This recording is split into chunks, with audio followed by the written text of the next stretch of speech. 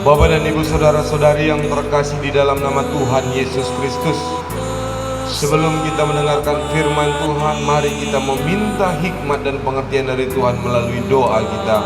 Kita bersatu di dalam doa. Bapa kami yang hidup, Bapa kami yang bertata di dalam kerajaan surga, kami mengucap syukur untuk segala berkat Tuhan yang boleh kami rasakan, yang terus tercurah dalam hidup kami, yang meneguhkan dan menguatkan kami semuanya. Hari ini Tuhan, kami boleh berkumpul di rumah kami masing-masing bersama-sama dengan keluarga kami untuk mendengarkan firman-Mu. Biarlah Tuhan, firman-Mu ini tertanam dalam hati kami, berakar dengan kuat, bertumbuh dan berbuah di dalam setiap gerak langkah kehidupan kami.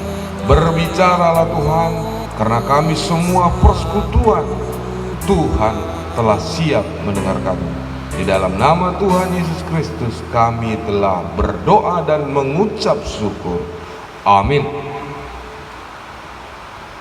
Bapak dan Ibu saudara-saudari yang terkasih di dalam nama Tuhan Yesus Kristus, yang menjadi dasar renungan kita pada hari ini terambil dari kitab Yesaya, pasalnya yang ke-63 ayat yang ke-11 sampai dengan ayat yang ke-14. Kami akan bacakan untuk kita semuanya. Lalu teringatlah mereka kepada zaman dahulu kala, zaman Musa hambanya itu. Di manakah dia yang membawa mereka naik dari laut bersama-sama dengan pengembala kambing dombanya?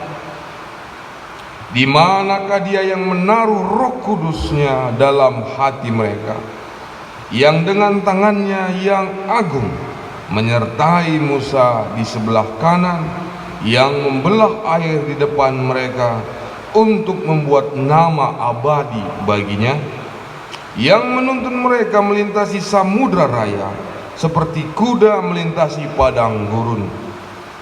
Mereka tidak pernah tersandung seperti ternak yang turun ke dalam lembah.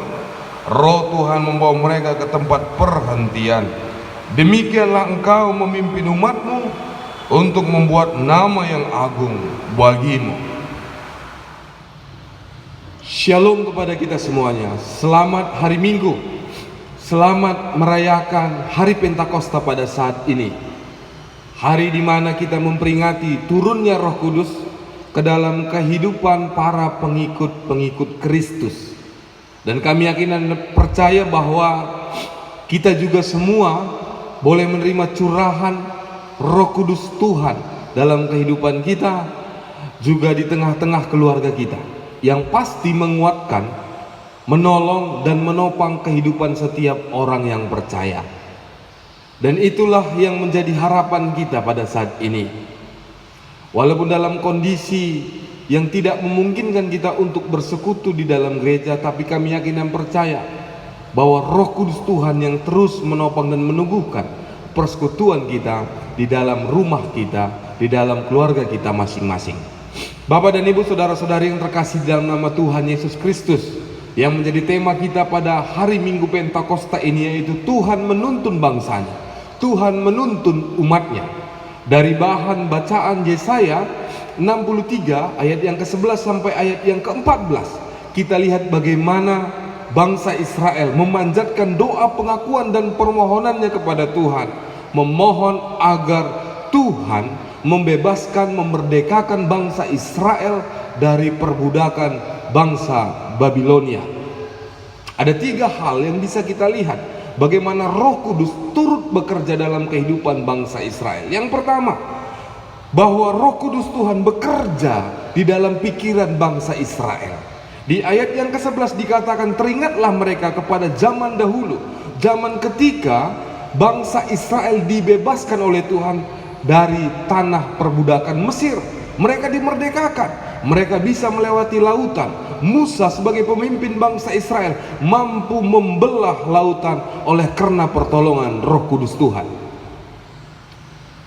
Pikiran mereka, Tuhan, Roh Kudus bekerja dalam pikiran mereka, mengingat kembali, mengenang kembali bagaimana ketika masa-masa yang lalu Tuhan turut menolong kehidupan mereka. Dan mereka juga bermohon dan berharap agar bagaimana Tuhan membebaskan mereka dari tanah perbudakan Mesir, Tuhan juga akan menolong mereka, membebaskan mereka, memerdekakan mereka dari pembuangan di Babilonia. Sebuah kehidupan yang sangat sulit, sebuah kehidupan yang benar-benar penuh dengan penderitaan. Mereka tidak bisa beribadah kepada Tuhan di bait Allah karena mereka dibawa ke tanah pembuangan Babilonia. Kami rasa situasi bangsa Israel ini juga mirip dengan kehidupan kita pada saat ini. Tidak bisa beribadah ke rumah Tuhan, tidak bisa datang ke gereja untuk menyembah kepada Tuhan. Tetapi bagaimana ketika Tuhan membebaskan bangsa Israel dari pembuangan Babilonia, seperti itu jugalah Tuhan pasti akan membebaskan kita dari tantangan kehidupan kita pada saat ini. Yang kedua, setelah Tuhan bekerja dalam pikiran bangsa Israel, lalu dijelaskan di ayat yang berikutnya, di ayat yang ke-11, bahwa Roh Kudus ada dalam hati mereka. Bahwa Roh Kudus itu bertempat tinggal dalam hati kita, mengubah keraguan-raguan dalam hati kita menjadi sebuah semangat yang baru, merubah rasa kekhawatiran dalam hidup kita menjadi sebuah harapan yang baru, merubah apa yang kita rasakan, perasaan-perasaan yang membuat kita jatuh. Tuhan yang menopang kehidupan kita melalui kehadirannya dalam hati kita. Hati yang keras, hati yang tidak mau untuk mendengarkan firman Tuhan, Tuhan yang ubahkan agar kita menjadi pribadi, menjadi hati yang mau patuh, hati yang mau mendengarkan firman Tuhan. Yang ketiga, bagaimana Tuhan bekerja. Di ayat yang ke-12, dengan tangannya yang agung menyertai Musa di sebelah kanan. Bahwa Tuhan menopang kehidupan bangsa Israel. Tuhan menopang kehidupan Musa agar mampu melakukan pekerjaan yang luar biasa. Dari ketiga hal ini kita bisa lihat bagaimana Roh Kudus itu bekerja dalam pikiran kita, bekerja dalam hati kita, bekerja dengan tangan kita untuk melakukan pekerjaan-pekerjaan yang luar biasa oleh karena pertolongan Roh Kudus. Yang selanjutnya kita lihat bagaimana Roh Kudus menuntun bangsa Israel melintasi samudra raya seperti kuda melintasi padang gurun. Kita tahu padang gurun adalah sebuah kondisi alam yang berat. Ketika kita melewati padang gurun, itu akan menguras tenaga kita, karena padang gurun itu begitu panas, kering kerontang. Tetapi kita dituntun seperti kuda yang melintasi padang gurun, yang tidak akan berhenti langkah kita untuk menjalani kehidupan kita. Walaupun situasi di sekitar kita seperti padang gurun, kering kerontang, panas, menguras energi kita, tapi kita dituntun Tuhan seperti kuda yang terus berlari, terus terpacu, terus mau berjalan menjalani kehidupan kita. Dan kita tidak akan pernah tersandung. Kuda yang terus berjalan di padang gurun tadi tidak pernah tersandung. Tuhan tidak akan pernah membiarkan kita jatuh. Tuhan tidak akan pernah membiarkan kita terluka dan tersandung dalam kehidupan kita. Walaupun seringkali kita malah tersandung oleh karena kesalahan dan dosa yang kita lakukan, sama seperti bangsa Israel yang harus mengalami perbudakan oleh karena perlawanannya kepada Tuhan, pemberontakannya kepada Tuhan, kesalahannya kepada Tuhan. Selanjutnya bahwa Roh Kudus Tuhan juga menuntun kita seperti ternak yang turun ke dalam lembah. Kita menuruni lembah, kita melangkahkan langkah kita dengan mudah oleh karena kita menjalani perjalanan yang menurun. Roh Kudus Tuhan akan membawa kita ke dalam kemudahan hidup, karena Roh Kudus Tuhan pasti akan menolong dan membantu kita dalam setiap pergumulan kehidupan kita. Walaupun pada saat ini kita sedang mengalami kehidupan yang terus menanjak, berdaki, kita sangat kelelahan menjalani kehidupan kita, tapi Roh Kudus Tuhan akan menolong kita, mengarahkan kita untuk menuruni kehidupan kita sampai kita ke tempat pemberhentian yang tenang. Artinya Tuhan menyediakan jalan yang baik bagi kita, dan kemudian menyediakan tujuan yang baik pula bagi kita. Tuhan menuntun kita, dan kita harus mau dituntun oleh Tuhan, memberikan diri kita agar Roh Kudus Tuhan bekerja dalam hidup kita. Itulah yang boleh kita lihat dari Galatia 5 ayat yang ke-16 sampai dengan ayat yang ke-26, di mana Roh Kudus Tuhan menjadi pemimpin dalam hati pikiran manusia. Kemudian nampaklah buah-buah Roh. Di sana ada kasih, di sana ada kesabaran, di sana ada kesetiaan, ada kelemah lembutan. Itulah bukti nyata bahwa Roh Kudus itu hadir dalam kehidupan kita. Kita boleh jadi tidak bisa untuk menunjukkan keberadaan Roh Kudus Tuhan dalam hidup kita melalui karunia Roh. Seringkali orang mengukur dan menilai kehadiran Roh itu dengan kemampuan kita untuk berbahasa roh, berbahasa lidah, melakukan mujizat-mujizat yang ajaib,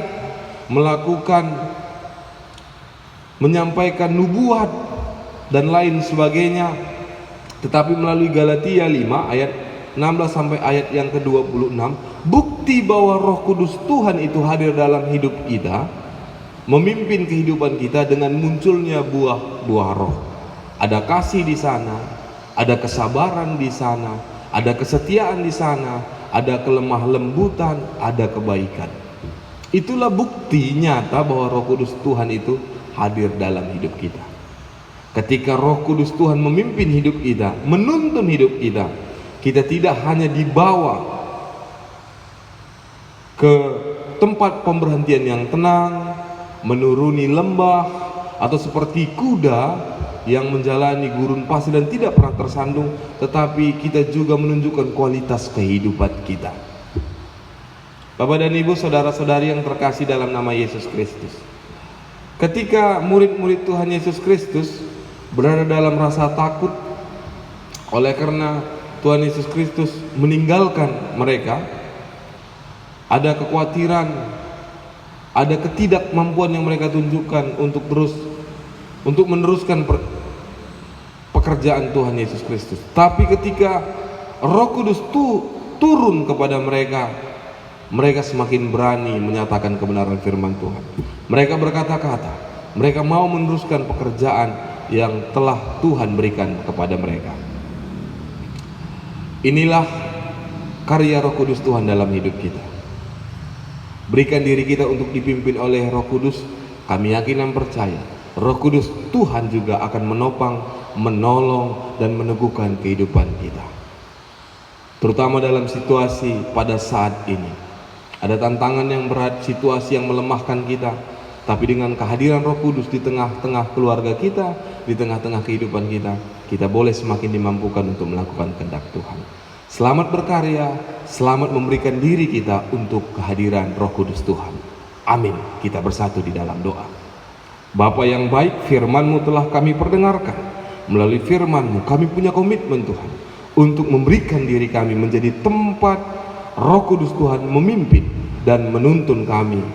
Karena kami yakin dan percaya bahwa Roh Kudus Tuhan akan menguatkan kami seperti kuda yang berjalan di padang gurun, tidak kelelahan dan tidak pernah tersandung, seperti ternak yang menuruni lembah. Tuhan, Engkau menuntun kami ke jalan yang baik, sampai kami kepada pemberhentian yang tenang. Tuhan juga sediakan tujuan yang baik bagi kami. Kami mau berikan diri kami, agar kami juga Tuhan mampu bersaksi akan kebenaran firman Tuhan. Inilah doa dan pengharapan kami Tuhan. Kami datang melalui anak-Mu Yesus Kristus, Tuhan dan Juru Selamat kami yang hidup. Amin. Selamat hari Minggu. Tuhan Yesus memberkati kita semuanya.